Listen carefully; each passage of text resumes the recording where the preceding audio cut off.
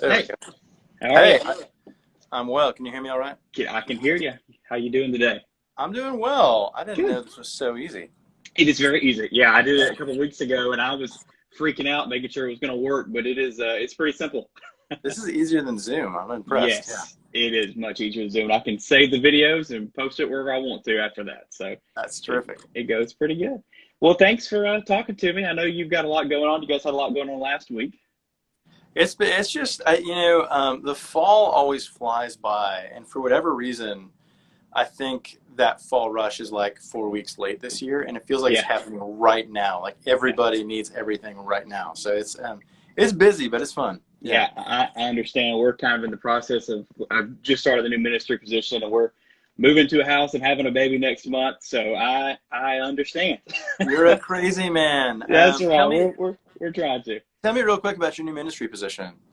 Yeah, so I'm a worship pastor. Yep. I'm down in around Birmingham. Yeah. So we're located right between Birmingham and Coleman. Okay. So over in Hayden is what the town's called. Great. So right now I'm living in Huntsville, driving about an hour and a half, but that's kind of Okay. what we're making work right now. So Okay. Yeah, we so were yeah, just in Birmingham a couple days ago, and man, Birmingham is a wonderful city. I didn't it know is. how charming it is, but Yeah, it's. I've been through there a number of times, but it's wonderful. yeah, it definitely is. Definitely is. Well, again, I appreciate you hopping on with me and talking for a few minutes, and just so kind of let everybody know who we've got here. We have Tim Nicholson. And you are the director of music. Is that right? Is that the right title? That's the right title. Yeah, Okay, director of music for Covenant Presbyterian Church in Nashville, Tennessee. Is that right? that's right. Okay, good deal. How long have you been there? I've been here just over 2 years, so I've been in Nashville about Okay, 3 years and started this job about 2 years ago. So okay, August 2019? okay. And so have you been kind of in that worship pastor role this for most of your career? Yeah, that was not where I thought I was headed in music school. In Yeah, fact, I worked at a number of churches to help get through music school, and was telling myself I will never do this, but God had different plans. So here we are. yeah. But yeah, I worked at a number of churches, different places in the country, and then ended up landing at a PCA church in just outside of Columbia, South Carolina, and Okay, was there for about 9 years and loved that, and then got married, moved up to Nashville, and started at Covenant about 2 years ago. that's right. And of course, your wife is Sandra McCracken, correct? That's right. That's right. New book just came out last week. Yeah.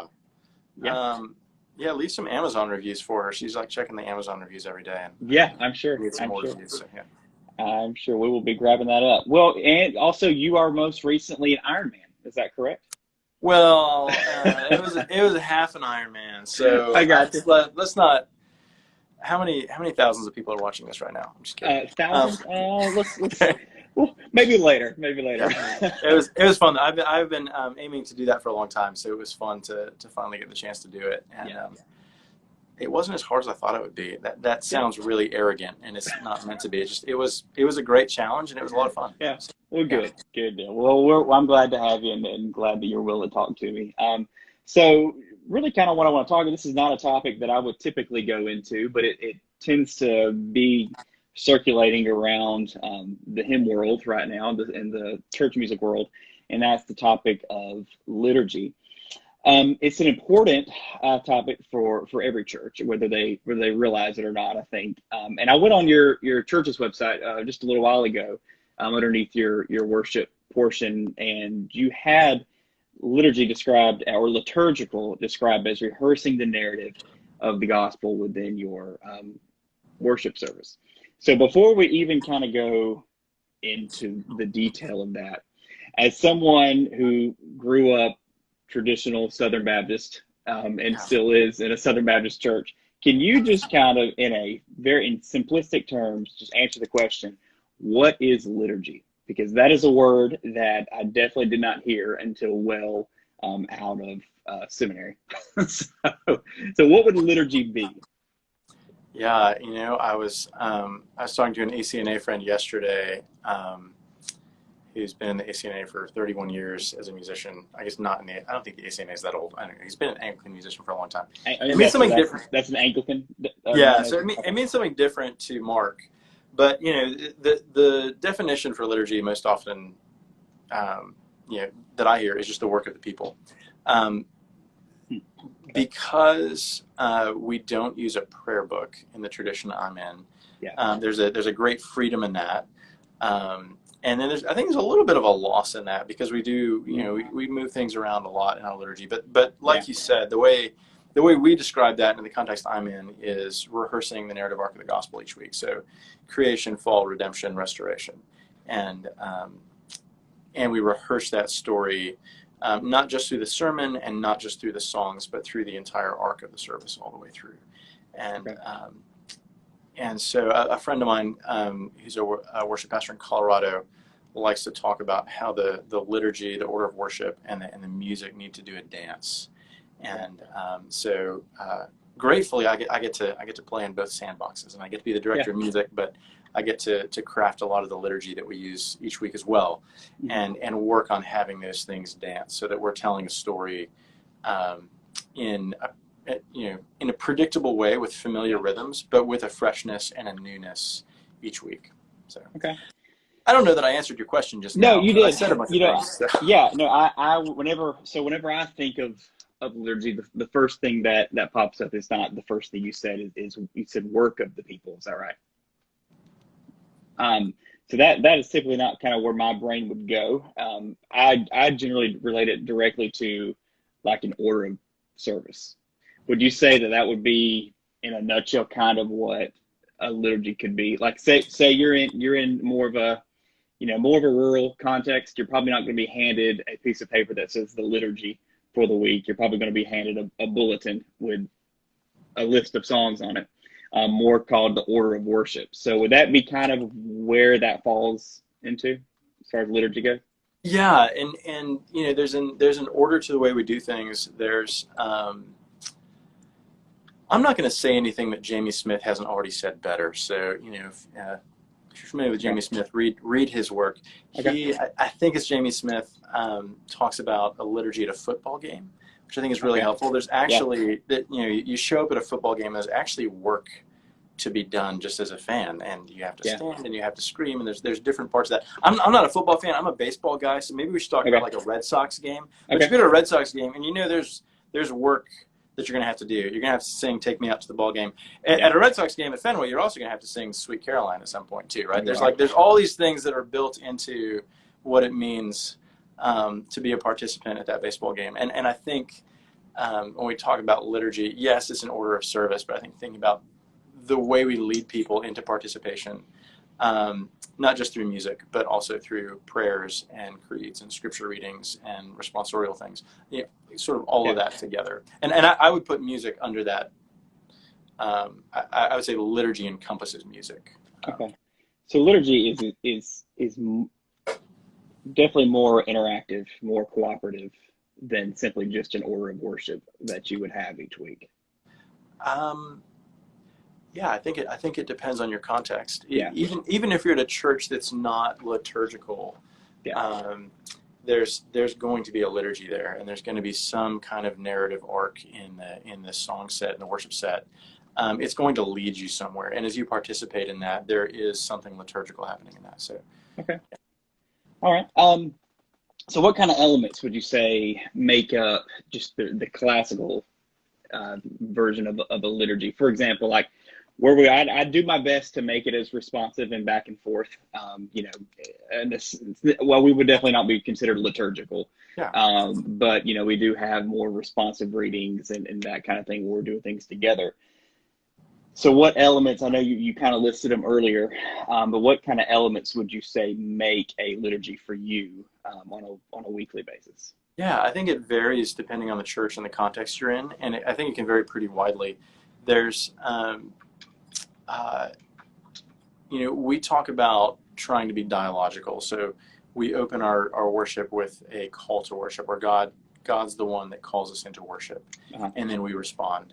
And then that conversation begins there, but it continues throughout the service, and God speaks and we respond. Then that sort of dialogue, that's what.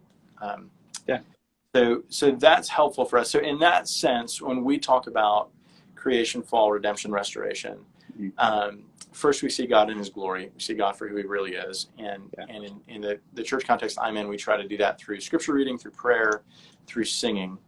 And so we have all of those elements as we, adore and worship God. And then we once we see God for who he really is, then we can look at ourselves and see us for who we really are. And that's when we get into a confession of sin, silent confession. It's a little bit more contemplative. And in the way we do it here, with kind of this 4 different blocks: creation, fall, redemption, restoration. Each one has elements of music, elements of prayer, elements of read scripture. If we were more comfortable with silence in my tradition, we'd probably have elements of silence too. But we're Presbyterian, and that's we draw the line.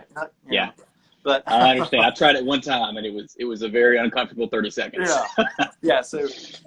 So creation, fall, we're seeing ourselves who we really are in the confession of sin, hearing words of assurance, words of absolution, and then moving from there into hearing God speak, the sermon. And in the context I'm in, we do communion every week, and we see that as the the final restoration piece, where we look forward to the new heavens and the new earth, and the feasting that we'll participate in there. So.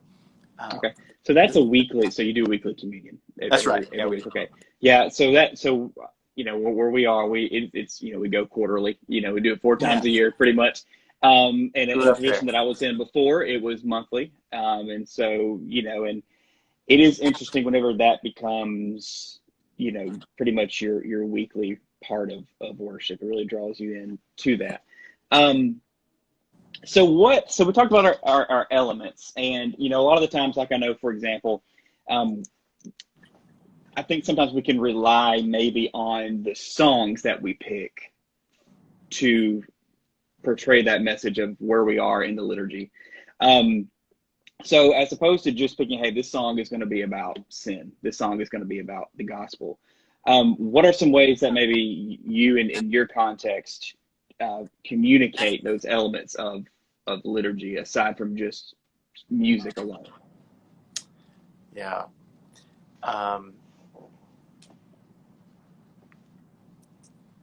Gosh, there's like a lot of ways to go there. I think so liturgies look different in every church I've worked in, and the church I'm in now is pretty formal in sort of our liturgical traditions. So we follow the church calendar pretty faithfully, which is kind of rare in a PCA church. And we use colors, the paraments. The pastors don't wear them, but we have them in the sanctuary. And so in this context, our liturgy doesn't shift as much as other places I've been in. And so so the way we do that is we have pretty standard elements, and then the call to worship changes each week, and the confession of sin and the assurance of pardon and the music, and all of those will shift. And generally what we're trying to do is do something that intersects with the sermon, but doesn't necessarily parallel the sermon or re-preach the sermon, if that makes sense.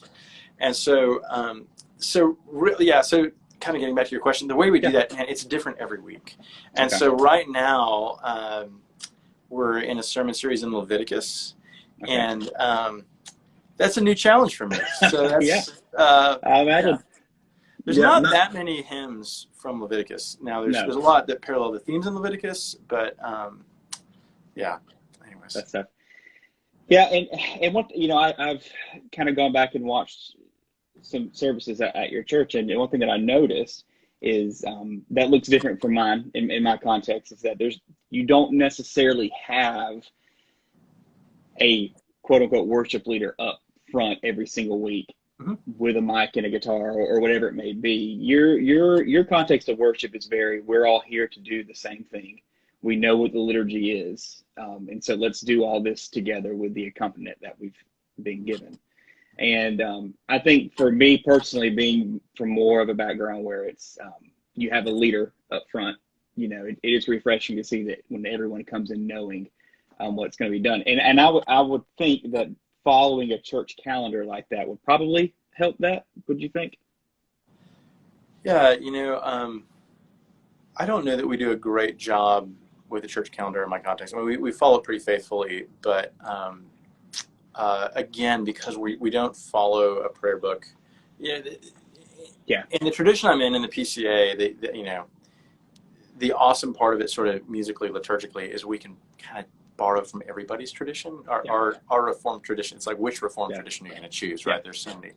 So, and we just borrow from you guys just a little on the lower shelf. Well, and we borrow from everybody else. And Yeah. there's a real richness and joy in that, in being able to access different prayer books and incorporate some of that in. And there's Ryan, one of the pastors here on staff with me, is like a big liturgy head, and just sits in his office and reads this stuff. And so if I need fresh things, I go over and talk to Ryan. He just feeds me stuff. So so we're always incorporating, always borrowing. I love seeing what other churches are doing. You know, even though our liturgical arc is pretty consistent week to week, we try and mix things up and keep it fresh in ways that make sense, so that it's familiar enough, but you know, it's a little bit different each week. Yeah. And so I love to see what other churches are doing, and even you know, a lot of my friends in the denomination are at churches that have a much less formal liturgy, and they'll have a longer, you know, 20-25 minute worship set, but there's still a liturgical arc in that's a lot of fun to talk with them about and learn from, and kind of figure out how they're doing that. So it's one of those things where, like, you have a liturgy even if you don't know it. Exactly. And that's kind of, you know, when I ask in the beginning, you know, how would you say in a simple term, what is a liturgy? You know, essentially, I would say we all have one. It may be maybe formal, maybe informal. You may never know you have a liturgy your entire life, and you go to the same church your entire life, you know. But everyone has one. So to kind of go along with that, I was going to ask more about resources, but you kind of are segueing us into where we're going with different types and variants of liturgy. Can you share a little bit, and I'm sure you will, about the Liturgy Collective? Yeah. So that's hard left turn. No. So my denomination does not have much of a structure for connecting folks, really staff musicians, but also folks that write and lead liturgies, folks that are connected to preparing and leading worship services. Yeah. And the last year has been hard on everybody, but church staff aren't excluded from that. And so one of the things that has been really meaningful to me in the last 18 months is a Slack group of about 20 colleagues from across the country. And it's both the Slack group and then it's the Zoom happy hours that we do. It's a combination of those things. Yeah. But to have folks that I can vent to, that I can trust, that I can sort of harvest ideas from, both to celebrate with and to sort of mourn some things with, has been a real gift over the last year. So as we've talked, we said, hey, we need to actually do this in person. So Slack's awesome. Zoom happy hours are great, but that's, you know, there's only so much that you can do. And so this idea of getting together in Nashville, just because it was central, sort of sprouted, and then serendipitously, providentially ran into a discipleship. There's a committee for discipleship ministries in my denomination, and the chairman of that committee happened to pop into my office one day, and he lives in a different city, but we connected and had a really similar vision on gathering musicians. So this came together as a place where musicians and folks connected to liturgy, planning and leading services, can rest, can connect, and can grow together. And part of the way we're going to do that is by having 3 worship services that have sort of different liturgical traditions. So one service is based on a single passage of scripture, and we kind of read that passage throughout the service. One is very decidedly a service of lament, and one is a Vesper service that follows the Book of Common Prayer pretty closely. And different musical styles. So one service is organ, brass, and timpani. One's going to be a folk band, and one will be a classical string quartet with a rhythm section. And that's the one I have to figure out how to make sense of it. So we're still exploring that. But part of the richness of that is we've had different folks participate in writing the liturgies, participate in planning the music and writing the music. And so as we've pulled all those together, I think there will be a real richness and joy in sharing and experiencing all the liturgical traditions that other folks around the denomination have. So that started as a sort of PCA aimed gathering, but it's really broadened, and we have a number of friends from the ACNA, the OPC, the EPC, and other denominations that are coming. So October 21st and 22nd, we're gathering in Nashville, and it'll be a couple days of worship services, of music, of content. Guys like Kurt Thompson, Paul Lim, Scott Sauls, David Kim's coming down from New York. Great pastors, great academics. And then we get to have a little bit of fun too. So we'll have a big barbecue dinner for everybody the first night. The second night, we're bringing in Brian Blade and the Fellowship Band, which is pretty epic. And so they're 5 of the best jazz musicians in the world. And they play lots of hymns and spirituals. And it's fascinating because the band leader is Brian, but he plays with everybody. I think he played with Dylan for a little bit, and Amy Harris and Nora Jones. He's played with everybody. But when he plays with this group, he doesn't keep time. He actually just plays musically, which is really cool. So it'll be fun to have that group of guys. They'll close out our gathering. So 2 days in Nashville. Come get connected, rest, worship together, experience some music together, eat some barbecue. I hope you're going to be there. We need to actually talk I would about love that. to be there. We are supposed to be moving that week. Okay. So I would love to be there, though, if we could make it. So is that going to be something that you're looking at doing yearly? There's some conversation around that. Yeah, there's it may or may not be in Nashville if it happens again next year. There's there may be some strategy in moving it around just to make it easier for folks in different places. But we're having that conversation now. So good deal. So any other resource to kind of help with liturgy before we kind of go to there? Yeah, I mean, I know you mentioned Jamie Smith. I'm not familiar with Jamie Smith, so I mean, any kind of resource there. Yeah, I was going to grab some. I should have grabbed some books, but I'm not going to get up and try and grab them. So Tim Smith has written a lot on liturgy. His book, "You Are What You Love," is probably the most accessible.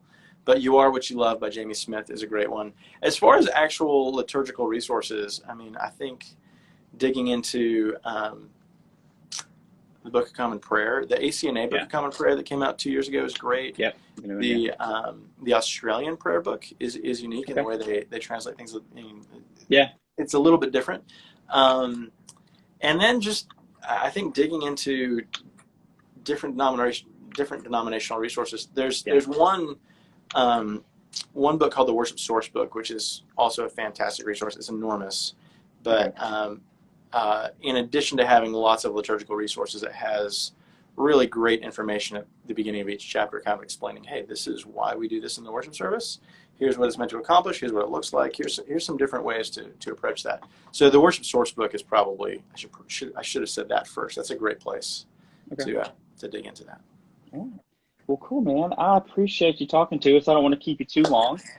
Just before we go, Liturgy Collective is coming, you said, October 20th and 21st?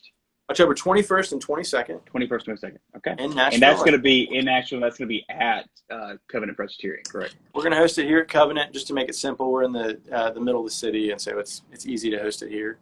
And we've still got some seats available. So if you haven't registered, come on. We'd love to have you. Yeah, sounds good. Well, Tim, I appreciate it. I don't want to keep you any longer. Thanks for talking to us, and good luck with the Liturgy Collective. Thanks so much. Have a good one. Thanks, and you too. Bye.